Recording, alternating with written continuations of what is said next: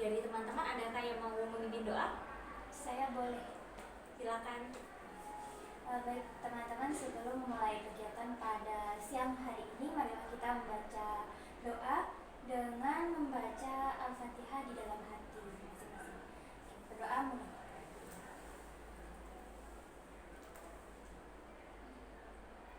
Berdoa selesai. Oke. Nah, sebelum kita ke tahap intinya, saya ingin tanya nih sama teman-teman.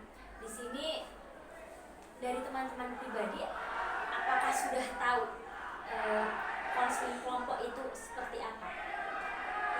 Cuma baru katanya sih kalau bimbingan konseling kelompok itu pembantuan kepada kelompok, membantu menyelesaikan masalah itu sih. Yang lainnya? Dengar tapi agak lupa. Oke. Jadi saya jelaskan dulu ya. Jadi konseling kelompok itu di mana seseorang memberikan proses pemberian bantuan kepada sekelompok orang untuk memecahkan masalah gitu. Intinya seperti itu.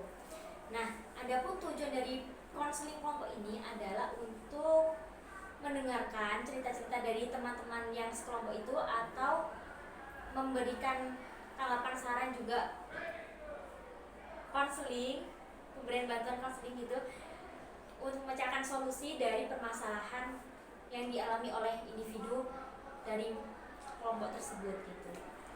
Nah, ada juga proses konseling kelompok ini ada beberapa asas.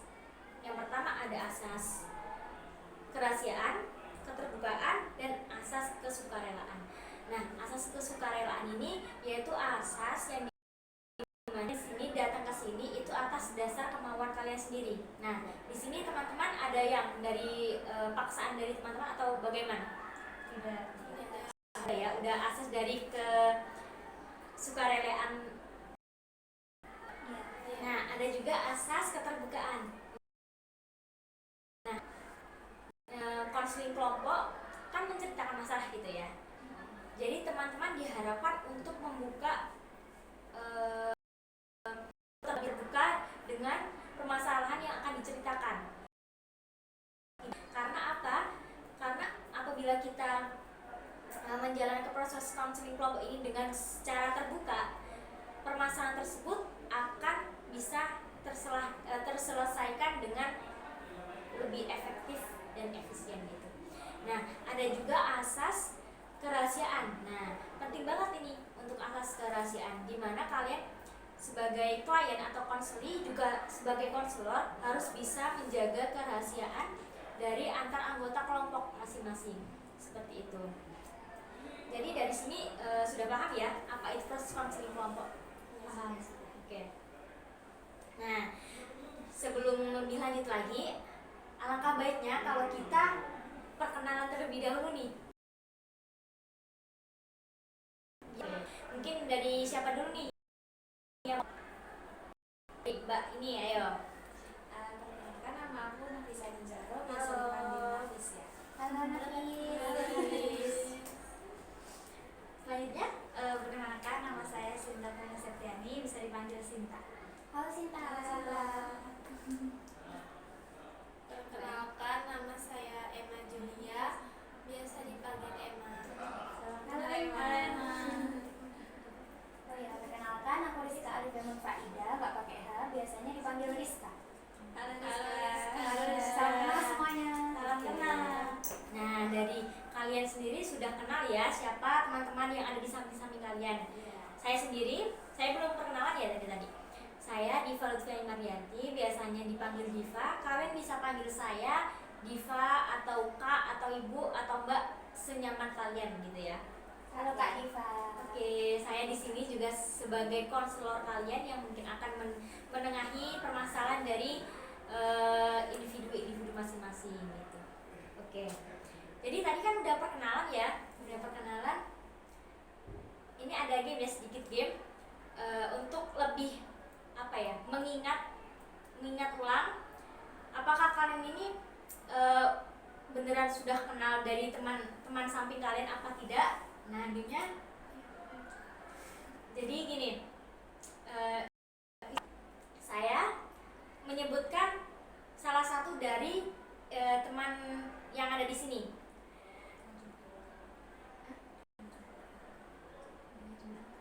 Dengan jumlah angka, seperti contohnya Rizka tuh. Terus Mbak Rizka jawab, Rizka tuh. Langsung Mbak Rizka menunjuk teman terserah dengan menyebutkan nama juga angka gitu. Oh ya Kak, tanya, berarti gini ya, semisal nyebut Rizka tuh, saya nyebut namaku 2 kali Rizka, terus nyebut teman yang lain sama angka gitu. Iya, begitu. Oh ya, Oke, dari sini paham ya teman-teman? ya. Oke. Perkenalan dimulai. Saya belum kasih tahu ya. Jadi untuk lebih serunya kita ada tipsnya nih. Jadi perkenalan dimulai. Oke, bareng-bareng ya. Tuh agak. Perkenalan dimulai. Nafis tuh. Rizka tuh. Rizka, Sinta, Emma tuh.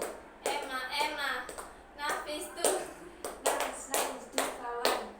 Oke, udah dari sini udah kenal ya masing-masing dari teman-teman. Oke. Nah, jadi gini, berhubung kalian sudah kenal, mungkin dari sini bisa.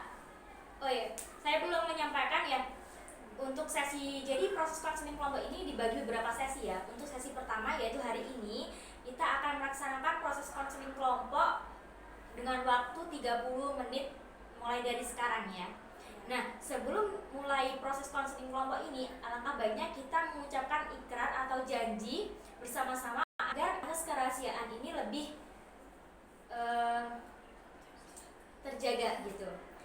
Boleh tangannya mengulurkan tangan. Nah, gini. Oke. Kalian bisa ikuti perkataan saya ya. Ya, siap. Saya dengan ini menyatakan bahwa saya sanggup dan bersedia menerima, menyimpan, memelihara, menjaga, dan merahasiakan segala data dan atau keterangan lainnya yang saya terima baik dari diri saya atau dari siapapun juga, yaitu data dan atau keterangan yang tidak boleh dan tidak layak diketahui orang lain. Oke. Jika sudah kita ucapkan, semoga dengan ini kita bisa menjaga asas kerahasiaan dari teman-teman gitu. Nah, selanjutnya adalah tahap inti, yaitu kita akan mengungkapkan permasalahan dari individu-individu masing-masing teman-teman di sini. Nanti teman-teman bisa menceritakan permasalahan yang dihadapi oleh teman-teman, tapi hanya poin-poin saja ya. Nah, setelah itu ketika sudah menyampaikan permasalahan dengan poin-poinnya saja, teman-teman bisa menunjuk salah satu dari kalian untuk ditunjuk untuk dibicarakan atau diulik permasalahan tersebut. Paham ya dari sini? Oke. Untuk itu saya lihat di sini teman-teman masih ada yang pikirannya masih kosong gitu ya. Gimana kalau kita ice breaking dulu nih? Saya ada game nih ya. Jadi gini. Ketika saya jadi ini gamenya namanya ganjil dan genap. Nah, ketika angka ganjil, kalian tetap menyebutkan angka tersebut. Nah, kalau kalian kedapatan angka genap, berarti kalian hanya tepuk saja, tidak perlu menyebutkan angka tersebut. Contoh, saya menyebutkan angka 1 dan Mbak Emma 2 tepuk gitu ya. Dan selanjutnya, seterusnya gitu. Oke, mulai dari saya ya. 1 3 5 6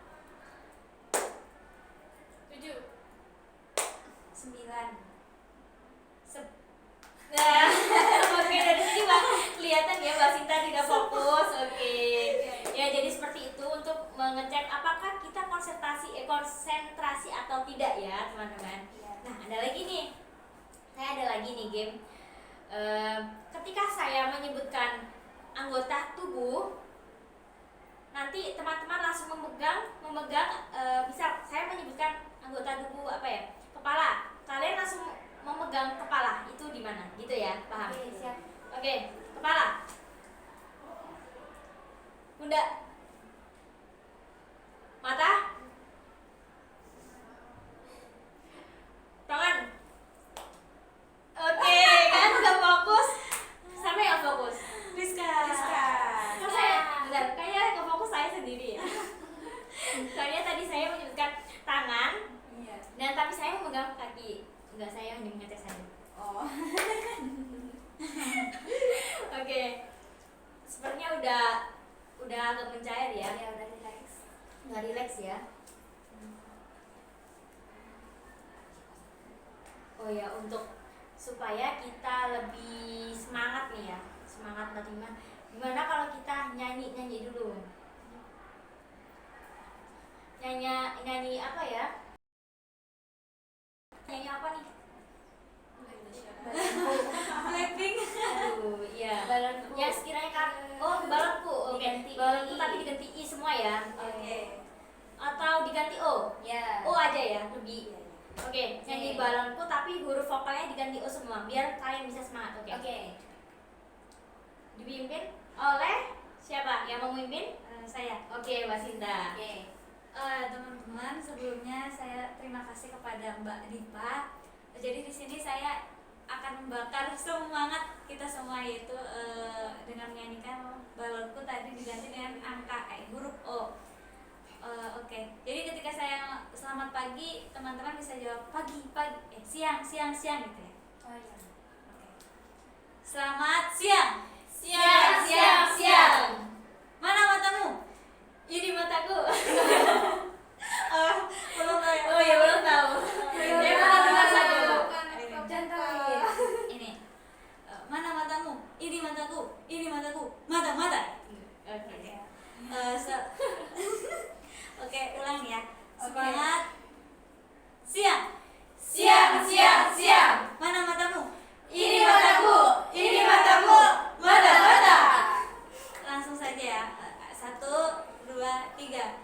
Balonku adalah emas, rupa-rupa warnanya, kadang-kadang terlambat, mada-mada dan marah, malakas pelan hajar dar, hatakas sangat kacau, bulan petang berempat, kodong erat-erat.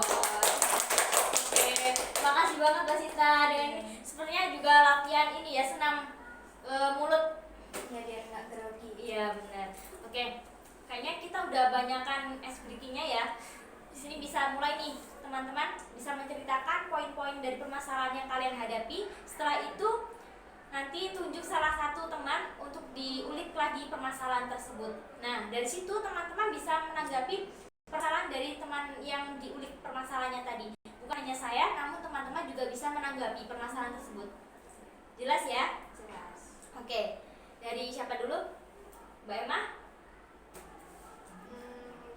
Untuk masalah yang sedang saya hadapi saat ini itu saya sering insomnia kalau malam, terus sulit tidur juga karena sering overthinking. Selanjutnya Mbak Rizka mungkin? Kalau masalah yang sedang saya hadapi tuh mungkin saat ini homesick sih. Homesick ya? Mbak Nafis? Kalau saya sendiri merasa sering kesulitan dalam mengambil keputusan. Gitu ya? Jadi lama mikirnya. Oh gitu. Mbak Sinta? Kalau saya sekarang lagi bingung mengenai masalah di keluarga, kayak broken home gitu. Oh Oke, dari sini mungkin bisa saya simpulkan tadi Mbak Sinta mengenai masalah yang ada di keluarganya, merupakan begitu, dan Mbak Nafis kesulitan untuk berpikir dan menjadi lebih lola gitu ya berpikir. Oke, untuk Mbak Rizka sendiri homesick atau kangen gitu ya sama suasana rumah gitu, dan Mbak Emma tadi mengenai insomnia waktu malam gitu. Nah, dari sini teman-teman setuju siapa nih yang mau diangkat masalahnya, mau diulik kembali? Kalau saya pribadi sih milih Mbak Sinta. Oh gitu, Mbak Sinta aja. Mbak Nafis? Milih Mbak Emma. Oh, Mbak Emma. Saya Mbak Rizka. Kok jadi bingung gitu ya? Yang tadi. Oh yaudah. Mungkin tadi ini ya. Ini aja. Saya cap cip aja ya. Cap cip cup kembang kuncup, pilih mana yang mau dicup. Mbak Rizka, Mbak Emma gimana? Apa ya? Gimana? Mau Mbak Emma atau gimana? Yang lain?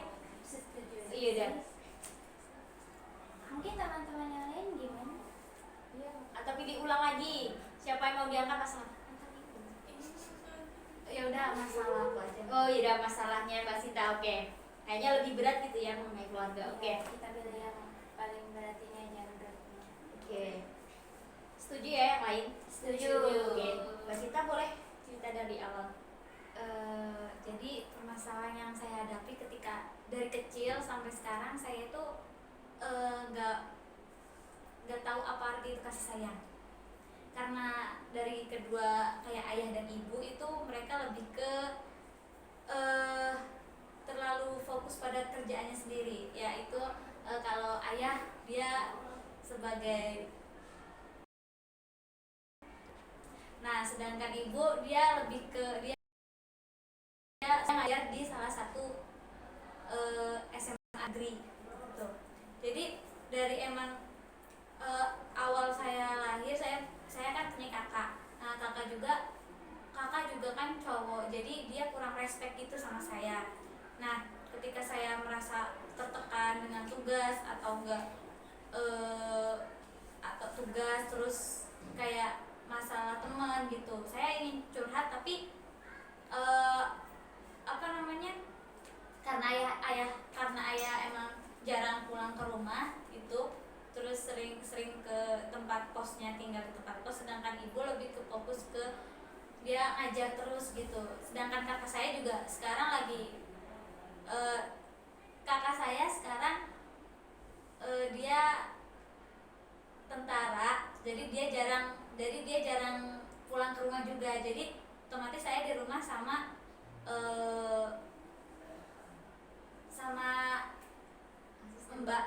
mbak gitu yang udah ngurus saya dari kecil.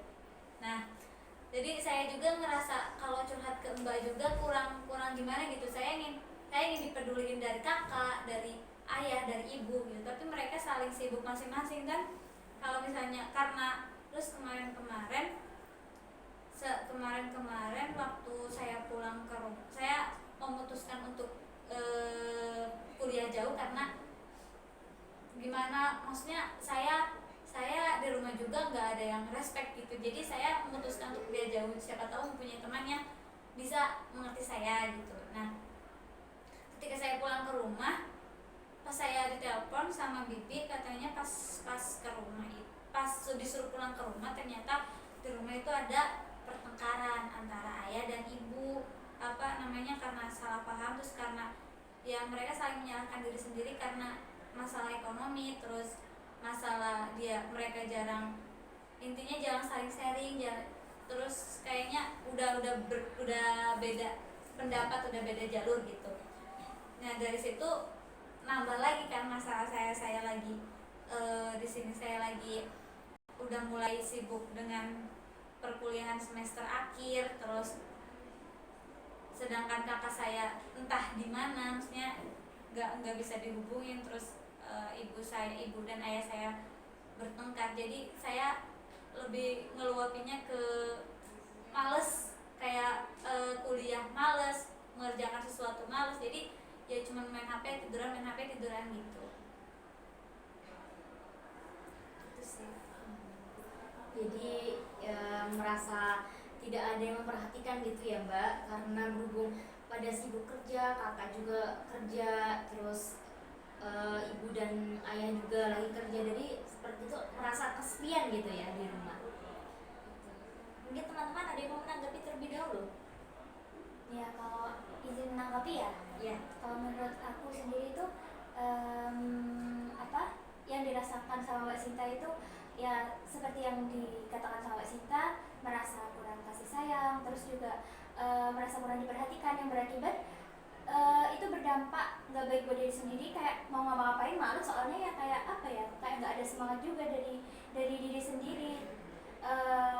Terus juga belum kepikiran sama urusan yang di rumah, nambah bikin nggak semangat gitu ngelakuin aktivitas. Itu sih kalau tanggapan aku.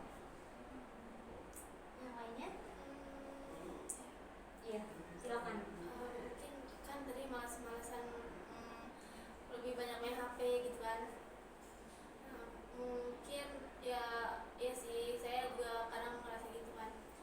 Mungkin kalau dari Mbak Sintanya mau rajin juga nggak ada yang ngedukung. Terus buat apa juga kan rajin, terus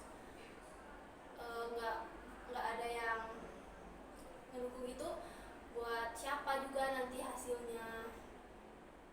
Jadi Mbak Nafis ada tambahan? Mungkin mau ngapresiasi aja sih Mbak Sinta, makasih ya karena udah bertahan meskipun mungkin sulit ya karena gak ada dukungan, sampai mungkin pergi jauh biar dapat teman yang bisa dukung Mbak Sinta. Dan meskipun sampai sekarang mungkin masih ngerasa males karena kurangnya dukungan dari keluarga yang sangat pengen banget itu Mbak Sinta, pengen banget itu. Tapi mungkin di tempat baru ini semoga Mbak Sinta bisa betah dan ketemu teman-teman yang baik. Gitu ya.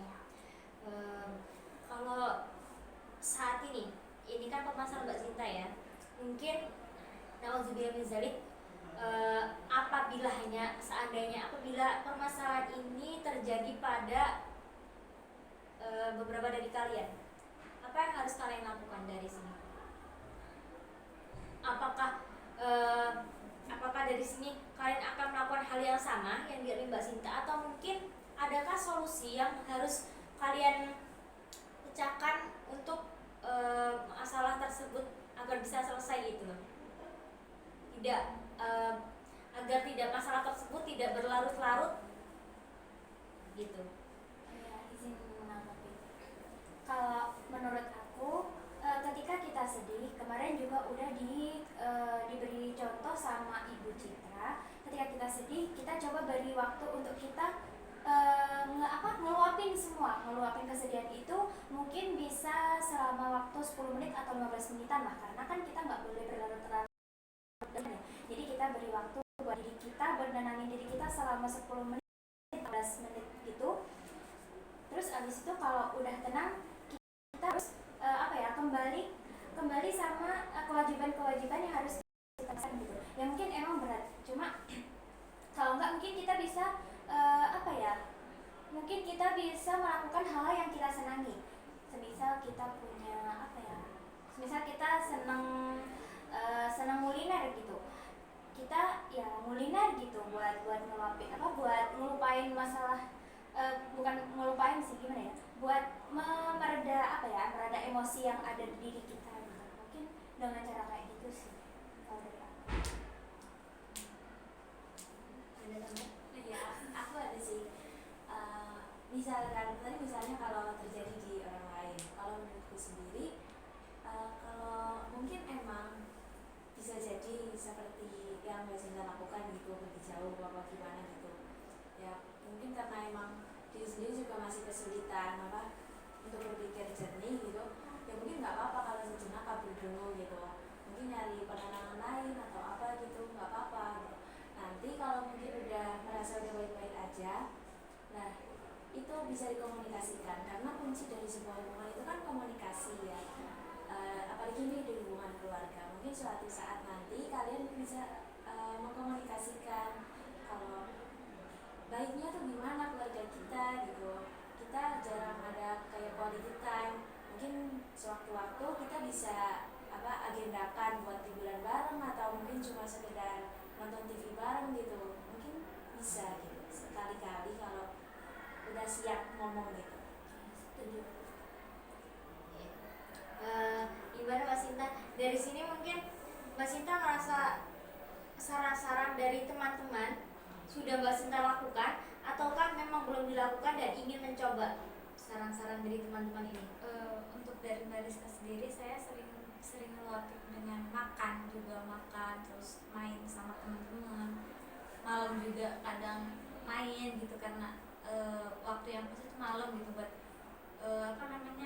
iniin kegundahan dalam hati gitu.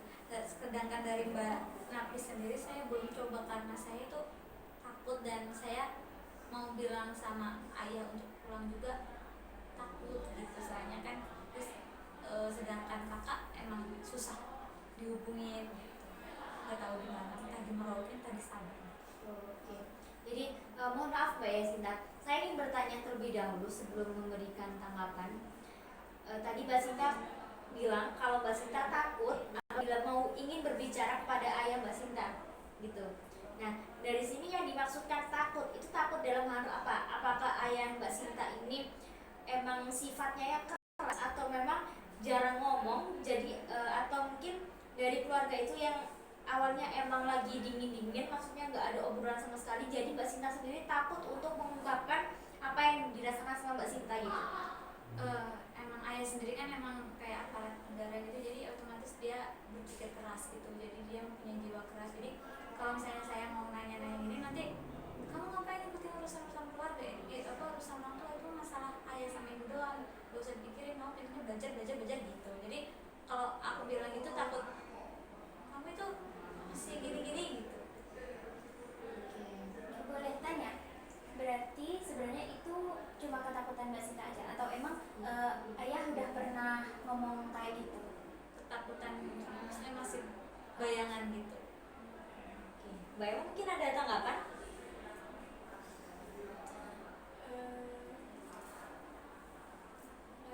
Nggak ada. Oke, dari sini mungkin bisa disimpulkan ya, dari permasalahan Mbak Sinta tadi, mungkin Mbak Sinta ngerasa kesepihan dikarenakan Mbak Sinta dari keluarga Mbak Sinta, orang tua juga sibuk dengan pekerjaan masing-masing dan punya saudara juga sudah disibukkan dengan pekerjaannya juga. Jadi sehingga Mbak Sinta juga merasakan kesepian saat di Mbak Sinta juga istilahnya membuat pelarian diri keluar kota gitu ya, untuk sekedar biar gak kepikiran dengan urusannya di rumah. Nah, itu permasalahannya bisa disimpulkan seperti itu yang saya tangkap. Nah, untuk penyelesaiannya sendiri ternyata Mbak Sinta tadi dari saran-saran teman-teman, permasalahan tersebut penyelesaiannya sudah dilaksanakan oleh Mbak Sinta, salah satunya yaitu mengenai memberi jeda waktu istirahat sendiri untuk permasalahan tersebut.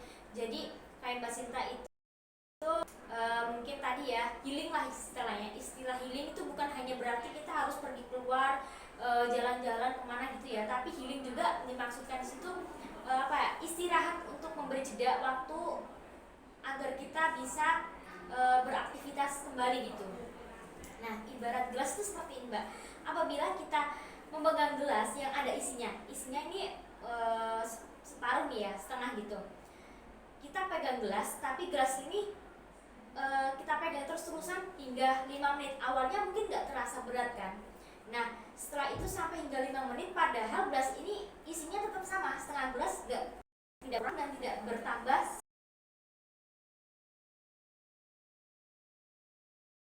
Kayak beban di sini berat gitu ya, meskipun beban tersebut sebenarnya itu nggak bertambah, tapi hanya waktunya aja yang terus bertambah gitu.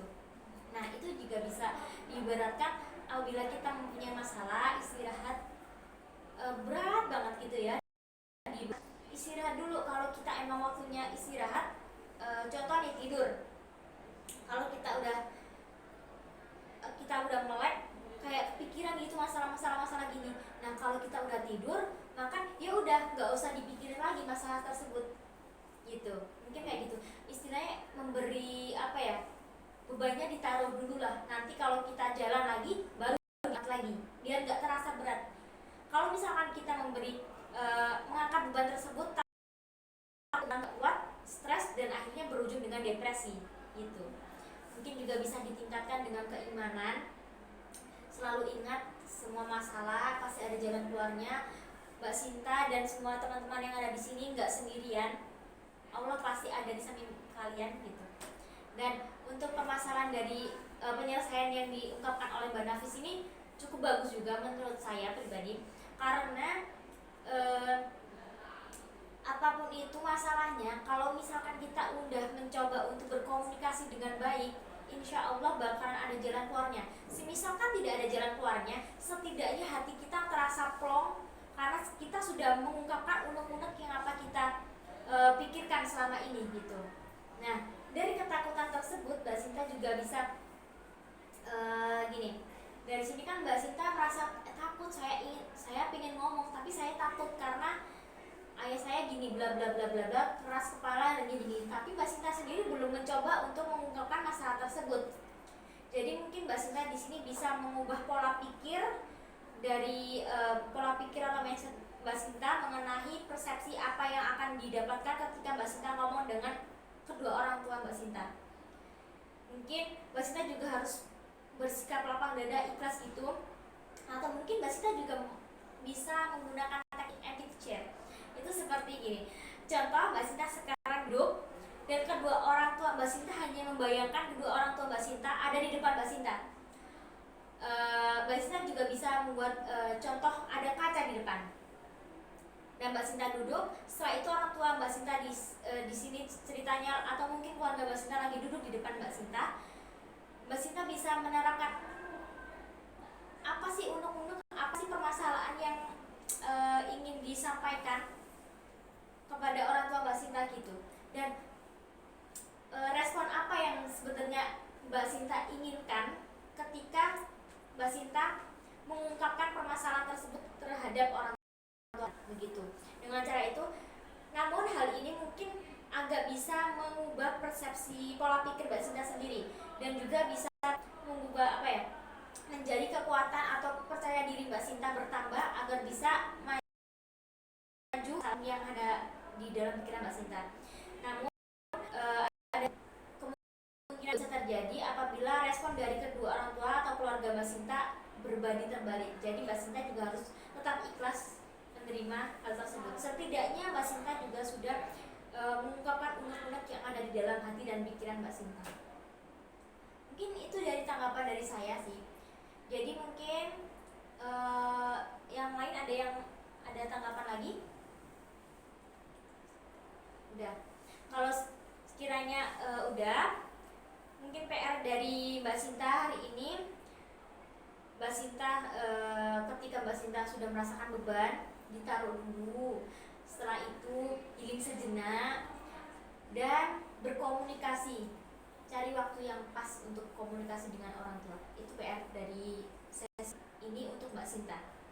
Nah, saya rasa untuk sesi kali ini, karena waktu juga sudah menunjukkan pukul 30 menit langsung, jadi untuk permasalahan yang akan kita bahas selanjutnya yaitu mengenai permasalahan Mbak Nafis atau Mbak Rizka atau Mbak Emma yang akan kita acak lagi.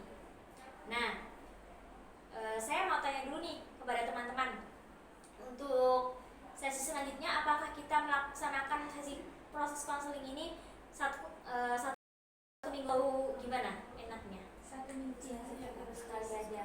Oke, 1 minggu sekali di jam yang sama? Ya. Kalau enggak jam 10 juga boleh. Oke, jam 10 ya, tapi hari yang sama dengan Ya. ruangan yang sama ya. Ya. Oke, saya rasa udah cukup ya untuk proses counseling hari ini. Tadi Mbak Sinta PR-nya, Mbak Sinta anak yang kuat kok di sini. Jadi apresiasi ya, tepuk tangan buat Mbak Sinta. Terima kasih banget udah kuat sampai hari ini, sudah sampai gede seperti ini ya. Jadi udah cukup, pokoknya itulah the best lah ya. Bisa kita healing bareng. Bisa Iya, kalian iya, bisa. sebenarnya Oh, jadwalkan. Iya. Oke. Alhamdulillahirrahmanirrahim. Karena kita sudah menemukan solusinya juga, kita sudah menentukan kapan dan di mana kita akan bertemu kembali lagi. Karena tadi juga kita pada awal pembukaan kita sudah berdoa, mungkin penutupan ini juga harus ada doanya biar masalah dan bisa teratasi dan lebih berkah proses konselingnya. Siapa yang mau memimpin doa di sini? Oke, Mbak Emma. Mimpin doa ya, Mbak. Baik, karena proses konseling kita sudah selesai, mungkin kita bisa membaca Al-Fatihah untuk menutupnya. Berdoa dimulai.